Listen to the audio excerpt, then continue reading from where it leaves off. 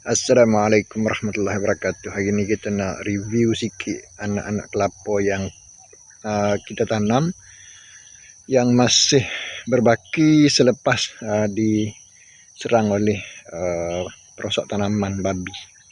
Pokok babi tu. Tapi tak apalah, kita reda je lah dengan apa yang berlaku. Cuma alhamdulillah kita tengok mana-mana yang masih tinggal ni pokoknya sudah mula membesar. Okey, cantik-cantik belakang.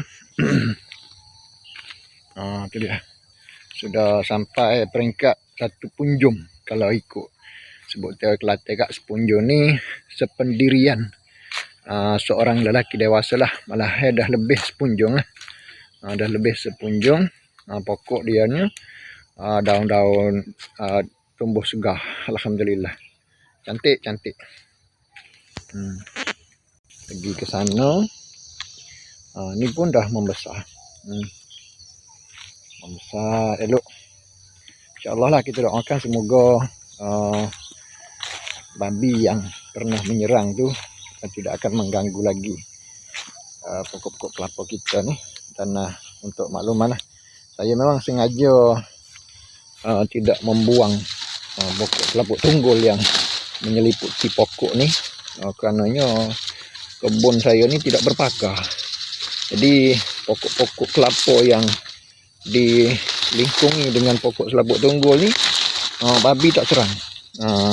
Mungkin dia tak ada selera tengok kok, Allah Alam lah.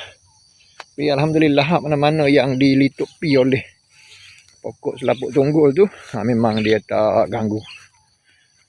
Tu dia, di antara pokok-pokok yang masih tinggal lah di dalam kebun ni.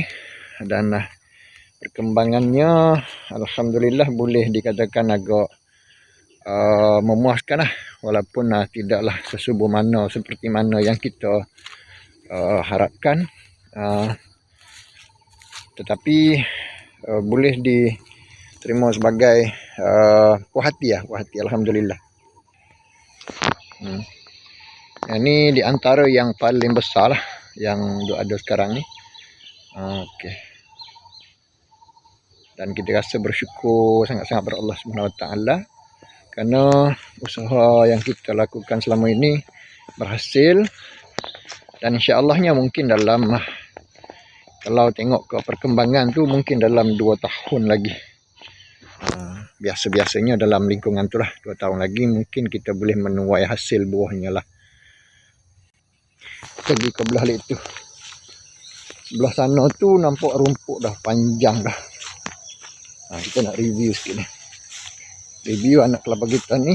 Yang ni pun insya-Allah kalau tak ada aralnya, mungkin pagi esok kita mari untuk mesin potong rumputnya. Pokoknya boleh katakan memuaskan lah, walaupun tidak sesehat yang kita harapkan lah. Tapi tak apalah, sekurang-kurangnya dia tak diserang dan tidak dimusnahkan oleh babi ya. Ni pokok kelapa kita.